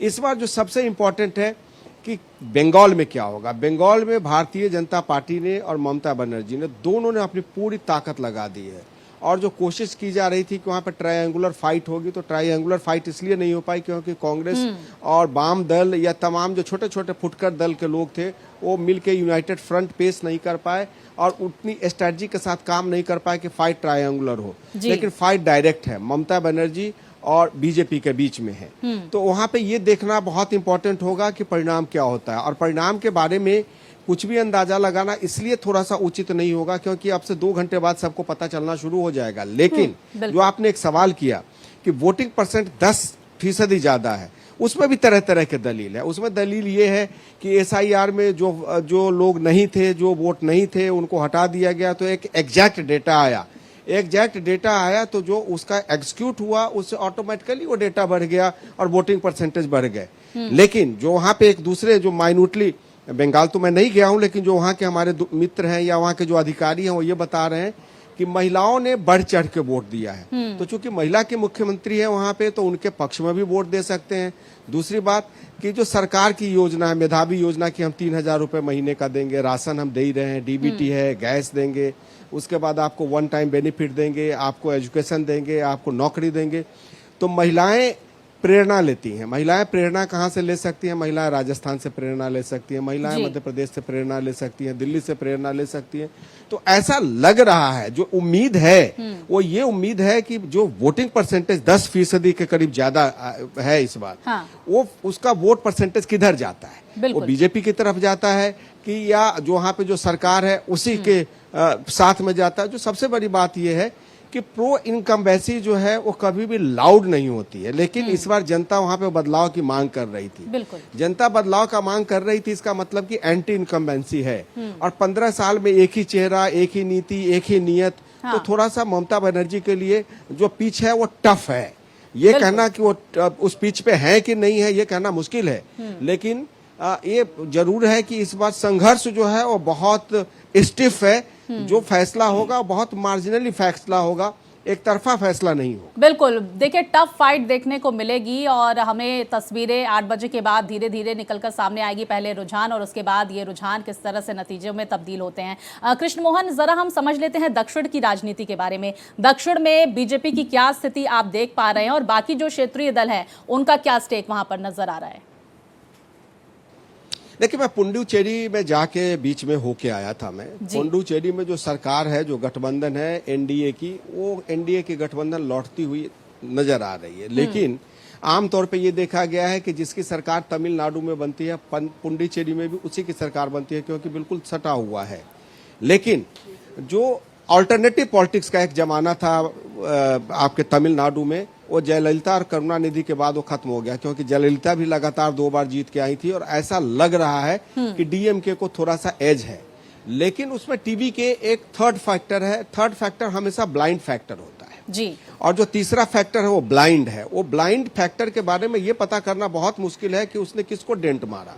उसने AIDMK को डेंट मारा या उसने DMK को डेंट मारा। अगर DMK को डेंट मारा तो AIDMK का गठबंधन जीत जाएगी वहां पे, और अगर AIDMK को डेंट मारा तो वहां पे DMK को जीतना है। लेकिन उसमें ये कहा जा रहा है कि शायद TVK की भी, विजय की भी सरकार बन सकती है। तो एक थर्ड फैक्टर है। हालांकि थर्ड फैक्टर के 3 एग्जाम्पल हैं। एक थर्ड फैक्टर जो है वो अरविंद केजरीवाल थे, जो दिल्ली में जीत गए थे। दूसरा एक थर्ड फैक्टर जो है वो PK बिहार में, जो अपना खाता नहीं खोल पाया। तो एक तीसरा थर्ड फैक्टर यहाँ पे है। असम गण परिषद का भी एक फैक्टर था, थर्ड फैक्टर। तो इसको थोड़ा सा प्रेडिक्ट करना बड़ा मुश्किल है, क्योंकि देखिए अब जनता ब्लाइंड नहीं रही, जनता सोच समझ के बोलती है कि वोट किसको दिया। हो सकता है कि वो स्वाति शुक्ला कुमार को वोट दे रहे हैं और हमें बता रहे हो कि मैंने कृष्ण मोहन शर्मा को समर्थन किया है, लेकिन पता चलता है कि वो वोट किसी और को दे रहे होते हैं, बता किसी और को रहे होते हैं। तो ये उनके कहने पे और सुनने पे परिणाम का पता लगाना बड़ा मुश्किल होता है। तो मुझे लगता है कि थोड़ा सा और इंतजार करना पड़ेगा। जैसे हम लोगों ने, आप लोगों ने इतना इंतजार किया, 1 घंटे की और बात है, 1 घंटे के बाद ये पता चलेगा। लेकिन असम में बीजेपी की सरकार वापस आएगी। केरल में वहां पे लग रहा है कि कांग्रेस की सरकार वापस आ रही है। ममता बनर्जी और बीजेपी में बहुत टफ फाइट है, तो उसको देखना पड़ेगा। AIDMK और DMK में भी टफ फाइट है। वहां पे भी देखना पड़ेगा। और पौंडीचेरी में लगभग नतीजा सबको मालूम है कि वहां पे जो गठबंधन है वही लौट के आ रही है। बिल्कुल। अनूप, पश्चिम बंगाल में आप मौजूद हैं। पश्चिम बंगाल में ये कहा जाता है, लगातार ये दावा किया जाता है कि जो मुस्लिम वोट बैंक है वो बहुत निर्णायक होता है और वो सीधे सीधे टीएमसी के पास जाता है। इस बार आपको क्या लग रहा है, क्योंकि आप ग्राउंड पर मौजूद हैं? ये मुस्लिम वोट बैंक, हमने देखा कि बीजेपी के पास ऐसा क्षेत्र जहां पर मुस्लिम आबादी जो है, मुस्लिम मतदाता 25% या उससे ज्यादा होता है, तो वहां पर बीजेपी को बहुत कम सीटें मिलती हैं और टीएमसी को ज्यादा मिलती हैं। इस बार आपको ग्राउंड पर क्या लग रहा है? क्या राजनीतिक ध्रुवीकरण तो वहां हो चुका है, क्या धार्मिक ध्रुवीकरण भी इस बार भी नजर आ रहा है आपको? देखिए, जिस मुस्लिम वोटर्स का आप जिक्र कर रही हैं वो जाहिर तौर पर अब से पहले टीएमसी का कोर वोटर हुआ करता था। 30-35% जो पश्चिम बंगाल में मुस्लिम है। लेकिन इस बार थोड़ी परिस्थिति अलग लग रही है। कई लोग ऐसे हैं जिनसे हमारा रोज का नाता पड़ रहा है, चाहे वो हमारे कैब वाले हो या फिर कहीं हम जा रहे हैं किन्हीं से बात कर रहे हैं, वो अंदर खाने यही कह रहे हैं कि इस बार हमें बदलाव चाहिए। चाहे मुस्लिम है, बदलाव का मतलब आप समझ रहे हैं कि वो दीदी को बदलना चाहते हैं, बीजेपी को। तो इस बार ऐसा नहीं है कि मुस्लिम बीजेपी को वोट नहीं दे रहा है, मुस्लिम फैक्टर भी है जो बीजेपी के साथ जाना चाह रहा है। एक तबका है ऐसा, और अगर वो तबका थोड़ा ज्यादा हो गया तो बीजेपी को बड़ा फायदा होगा, क्योंकि टीएमसी का वोट बैंक यहां से थोड़ा शिफ्ट हो सकता है। बहुत ज्यादा तो नहीं, लेकिन थोड़ा बहुत मार्जिन जो है, जो मुस्लिम वोट बैंक है, उसको काटने में बीजेपी जरूर सफल होगी। और यही वजह है कि बीजेपी दावा भी कर रही है। लेकिन आप इसके बाद भी रेस्ट समझिए, 34-35% मुसलमान है, तो उसके बाद बाकी जो है वो वोटर्स हिंदू हैं, सनातनी या फिर अलग अलग कास्ट के हैं, जिनका कहीं ना कहीं बीजेपी पर ज्यादा आस्था, उन पर ज्यादा आस्था जताते हैं तमाम लोग। तो यही वोट बैंक है जिस पर बीजेपी दावा कर रही है कि वो इस बार 200 से ज्यादा सीटें लेकर आ रही है। थोड़ा और इंतजार कर लेते हैं नीतीशा, उसके बाद ये भी पता चल जाएगा कि अगर जो मुस्लिम वोट बैंक है वो शिफ्ट हुआ है तो बीजेपी को ज्यादा सीटें आने वाली है, और नहीं तो फिर दीदी के पास सीटें आएंगी। बिल्कुल, और इन नतीजों के बहुत सारे मायने निकलने वाले हैं। देखिए, अगर बीजेपी जीतती है तो इन नतीजों के अलग मायने निकलते हैं। ममता बनर्जी अगर फिर से जीतती हैं तो बहुत अलग इसके मायने निकलते हैं, क्योंकि इस बार ग्राउंड पर बहुत ज़्यादा काम किया गया है बीजेपी की तरफ से। खास तौर पर ममता बनर्जी का तो वहाँ पर कैडर है ही बहुत मजबूत, लेकिन बीजेपी ने और आरएसएस ने ग्राउंड लेवल पर बूथ मैनेजमेंट बहुत ज़्यादा किया गया है, मैन टू मैन मार्किंग की गई है, मेहनत ग्राउंड लेवल पर की गई है। अब वो कितना ज़्यादा कारगर साबित होगी यही हमें देखना होगा। स्वाति, बिल्कुल, देखिए बेहद दिलचस्प मुकाबला रहा, लेकिन आज फैसले की घड़ी है और हर एक तस्वीर भारत एक्सप्रेस दर्शकों तक सुबह से ही पहुंचा रहा है। रुझान 8 बजे के बाद सामने आने शुरू होंगे, क्योंकि जिस बात का नीतीशा हम जिक्र कर रहे थे, पहले जो डाक मत पत्र है उनकी वोट यहाँ पर काउंटिंग होगी और उसके बाद बाकी जो ईवीएम्स है वो खुलनी शुरू हो जाएगी। इस बीच बड़ी जानकारियां लगातार सामने निकल कर आ रही है और हमारे सहयोगी पल पल की जानकारियां हम तक पहुंचा रहे हैं। अनूप है हमारे साथ, कृष्ण मोहन है, प्रशांत हमारे साथ, हमारे सहयोगी जुड़ गए हैं। प्रशांत, क्या हलचल नजर आ रही है दिल्ली की राजनीति में, क्योंकि 4 राज्य और 1 केंद्र शासित प्रदेश में आज मतगणना होने वाली है। बेहद अहम मुकाबला देखने को मिला और आज फैसले की घड़ी है। क्या आपके पास अपडेट? जी बिल्कुल, देखिए स्वाति, आज के जो नतीजे होंगे काफी कुछ तय करेंगे। राष्ट्रीय राजनीति में कितना बड़ा बदलाव होगा ये भी आज के जो 4 राज्यों और 1 यूनियन टेरिटरी के जो नतीजे होंगे वो साबित करेंगे कि आखिरकार राष्ट्रीय राजनीति में अब किस तरह की राजनीति होगी या फिर किस पार्टी का वर्चस्व रहेगा। क्योंकि अगले साल 2027 में भी करीबन 6 से 7 राज्यों के अंदर विधानसभा चुनाव है, तो उसका असर कितना इन नतीजों का उन राज्यों पर पहुंचेगा ये भी देखना महत्वपूर्ण होगा। सबसे जो एक तरह से कहें कि सेंटर ऑफ अट्रैक्शन इस वक्त बना हुआ है वो है पश्चिम बंगाल, क्योंकि लगातार हैट्रिक की तरफ जो ममता बनर्जी की कोशिश थी आने की, क्योंकि लगातार 14 साल से वो मुख्यमंत्री हैं, चौथी बार इस बार मुख्यमंत्री होने की कोशिश में वो रहेंगी, लेकिन इस बार जो बुलवाया है और इसके सामने कुछ भी बड़ा नेता या नेत्री हो, तिनका के तरह हवा में उड़ जाएंगे।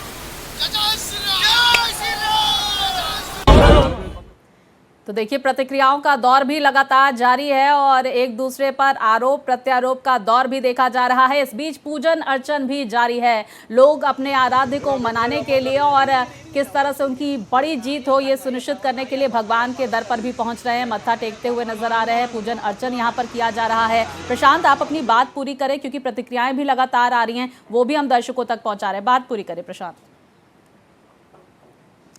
जी बिल्कुल, देखिए स्वाति, पश्चिम बंगाल के साथ साथ आसाम भी एक तरह से सबकी निगाहें आसाम पर टिकी हुई हैं, क्योंकि हेमंत बिस्वा शर्मा और कांग्रेस के बीच में जो टकराव देखने को मिला था, उससे जो अंतिम वोटिंग के 2-3 दिन पहले थोड़ा बहुत माहौल प्रदेश के अंदर जरूर बदला था, लेकिन अब वो वोटों में कितना तब्दील हुआ है, कितना जनता ने विश्वास जताया है अन्य पार्टी पर, या फिर हेमंत बिस्वा शर्मा ने जो उनकी पॉलिसीज थी गवर्नमेंट की, उस पर कितना विश्वास है, वो देखना महत्वपूर्ण होगा। क्योंकि देखा किस तरह से पवन खेड़ा और हेमंत बिस्वा शर्मा के अंदर टकराव देखने को मिला था, और उनकी जो धर्मपत्नी है उनके पासपोर्ट का मुद्दा उठाया गया था।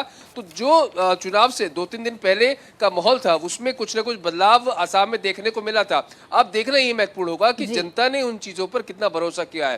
साथ ही साथ केरला में कांग्रेस पार्टी को कवर करते हैं, जरा कांग्रेस की स्थिति इन राज्यों और केंद्र शासित प्रदेश में क्या नजर आ रही है, इसके बारे में भी दर्शकों को जानकारी दें। जी देखिए स्वाति, अगर पश्चिम बंगाल से मैं उसकी शुरुआत करूं तो ज्यादा जो है ज्यादा मजबूती ग्राउंड के ऊपर कांग्रेस पार्टी की नहीं है। कुछ 8 से 10 सीटें ऐसी हैं जहां पर निर्णायक स्थिति में पार्टी रह सकती है, लेकिन जो चुनावी कैंपेन को देखो, 294 सीटों पर अकेले कांग्रेस पार्टी ने चुनाव लड़ने का फैसला किया।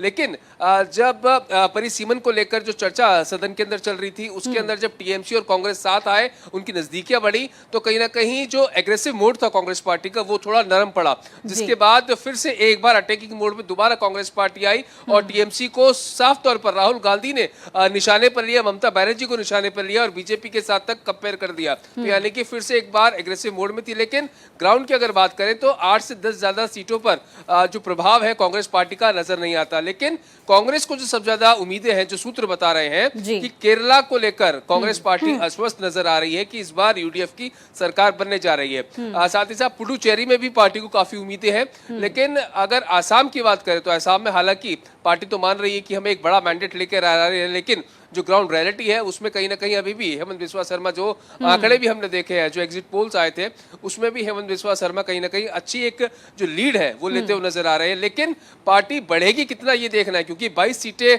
हैं अभी पार्टी के पास आसाम के अंदर। अब उसमें कितनी बढ़ोतरी होगी वो देखना महत्वपूर्ण होगा। जी बिल्कुल, आप बने रहिए प्रशांत, और हमारे सहयोगी कृष्ण मोहन भी बने हुए हैं, नितिशा उनसे सवाल करें। बिल्कुल कृष्ण मोहन जी, जिस तरीके से हम तस्वीर देख रहे हैं, कहीं ना कहीं ये नजर आ रहा है कि ज्यादातर जगह से कांग्रेस का पूरी तरह से सफाया हो चुका है। ये कहें कि देश भर की अगर हम बात करें तो सबसे ज्यादा राज्यों में या तो बीजेपी की सरकार है, बीजेपी बहुमत या फिर बीजेपी सरकार में शामिल है। ऐसे में अब कांग्रेस अपने अस्तित्व की लड़ाई भी लड़ रही है, सिर्फ राज्यों में ही नहीं, देश भर में भी कहीं ना कहीं ऐसा लग रहा है कि कांग्रेस लगभग अब पिछड़ चुकी है। फिलहाल है सबसे बड़ा विपक्षी दल, लेकिन ये जो चुनाव है ये भी तय करेंगे कि भविष्य की राजनीति में कांग्रेस का देश की राजनीति में क्या चेहरा रहने वाला है। और बीजेपी कहीं ना कहीं इसी कोशिश में लगातार लगी हुई है कि एक एक करके सबका सफाया कर दिया जाए।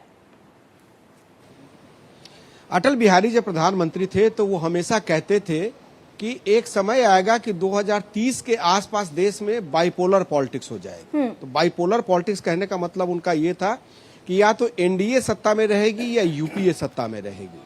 उसकी तस्वीर अब साफ दिखाई देती है, क्योंकि या तो यूपीए है या एनडीए है।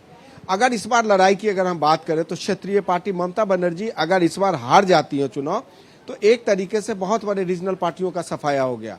उत्तर प्रदेश से अखिलेश का सफाया हो गया, बिहार से राजद का सफाया हो गया, और अगर ममता हार जाती है तो यहाँ से बंगाल से टीएमसी का सफाया हो जाएगा। कांग्रेस जीतने की कगार पे है वहां पे केरल में, तो वहां से वाम का सफाया है।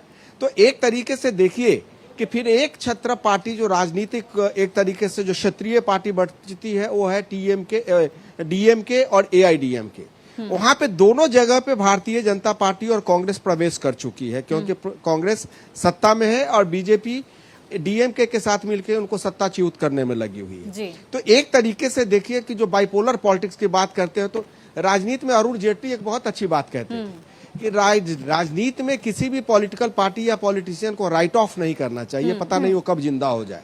तो कांग्रेस पार्टी का अस्तित्व है, आगे भी अस्तित्व रहेगा, और कांग्रेस पार्टी एक सम्मानित और बहुत विपक्षी पार्टी है। हार जीत रहता है, इससे बीजेपी को 2 सीटें हुआ करती थी, आज इनके पास 2000 से ज्यादा चुने हुए प्रतिनिधि हैं। मैं 2000 तो कम बता रहा हूँ, बहुत ज्यादा 4000 5000 इनके चुने हुए प्रतिनिधि हैं। तो ये कहना कि कांग्रेस का रेलिवेंस राष्ट्रीय पटल से खत्म होता जा रहा है, ऐसा नहीं है।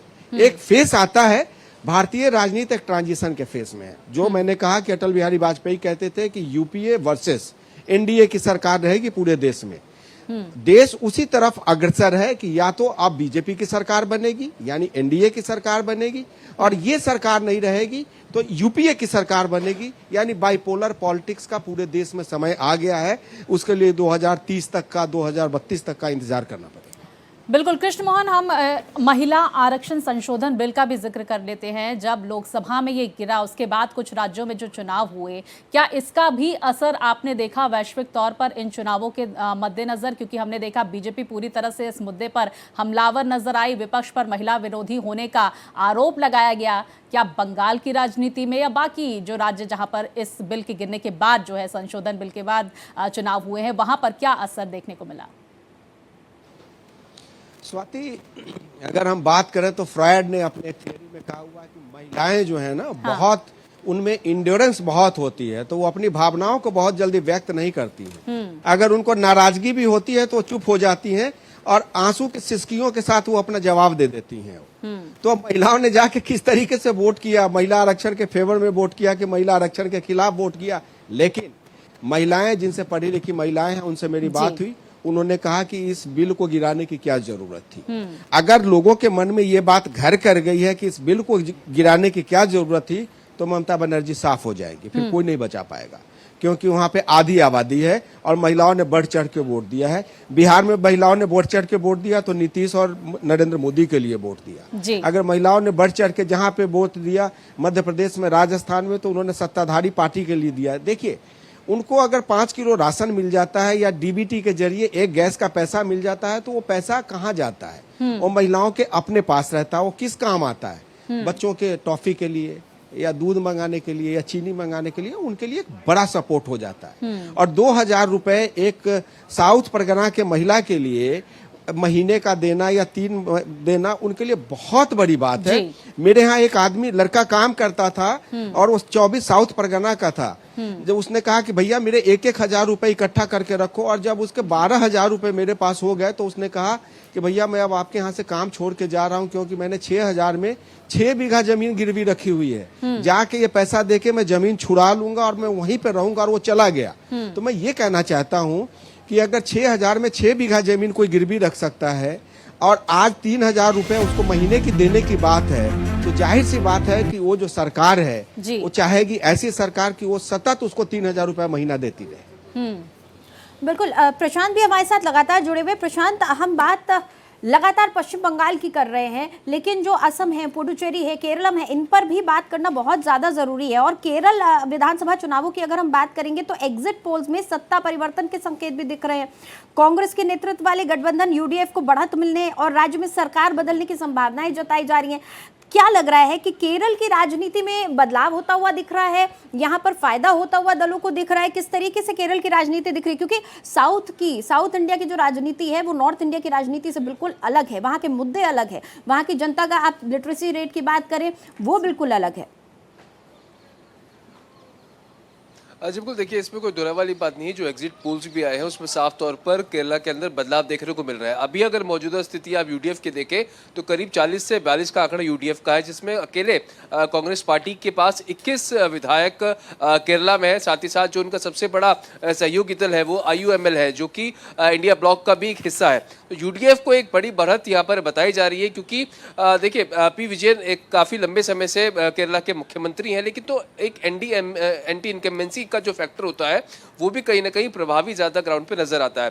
और जिस तरह से जो घोषणाएं यूडीएफ ने केरला में करी हैं, उदाहरण के तौर पर जैसे जो युवतियां हैं, जो कॉलेज और स्कूल जाने वाली युवतियां हैं, उनके लिए फ्री बस, इस तरह की जो योजनाएं सरकार देने की बात कर रही है या फिर यूडीएफ देने की बात करी, तो उसने काफी लोगों को वहां पर प्रभावित किया है। और एक एंटी इनकम्बेंसी जो बड़ा फैक्टर होता है वो भी कहीं ना कहीं यूडीएफ के फेवर में रहेगा। और जिस तरह से एग्जिट पोल भी बता रहे हैं तो यूडीएफ को एक बड़ी बढ़त है।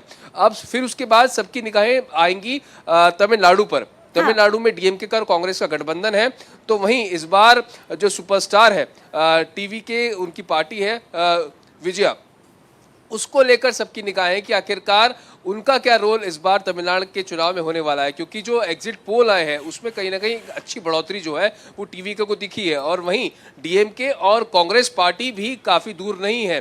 तो दोनों के अंदर एक कड़ी टक्कर देखने को मिलेगी। एआईडीएमके कहीं रेस में अभी इस वक्त नजर नहीं आती, लेकिन डीएमके और कांग्रेस पार्टी वर्सेस टीवीके का एक बड़ा फाइट होने वाला है। अब पोस्ट इलेक्शंस में देखना होगा, अगर किसी को पूरी मेजॉरिटी नहीं मिलती है, पूर्ण बहुमत नहीं मिलता है, तो क्या पोस्ट इलेक्शंस टीवीके या फिर कांग्रेस का कुछ गठबंधन हो सकता है, कुछ बात बन सकती है, उस पर भी सबकी निगाहें होंगी। क्योंकि डीएमके के अगर मुकाबले देखा जाए तो कांग्रेस पार्टी का ज्यादा वर्चस्व वहां पर अब नहीं है, और डीएमके के बदौलत ही कांग्रेस पार्टी वहां पर चुनाव लड़ती है। बल्कि यहां तक कि सूत्र हमें बताते हैं कि डीएमके ही तय करती है कि कांग्रेस पार्टी किन सीटों पर चुनाव लड़ेगी और कौन कौन उनके उम्मीदवार होंगे। सिर्फ कांग्रेस पार्टी कहती है हमें इतनी सीट दे दीजिए, डीएमके वो सीटें चिन्हित करके कांग्रेस को दे देती है, और डीएमके ही बिल्कुल देखिए किस तरह से कांटे की टक्कर अलग अलग राज्यों में देखने को मिलेगी और क्या नतीजे सामने निकल कर आते हैं। पहले रुझान सामने आएंगे और उसके बाद किस तरह से वो नतीजों में तब्दील होते हैं। हर एक जानकारी सही और सटीक भारत एक्सप्रेस दर्शकों तक पहुंचाएगा।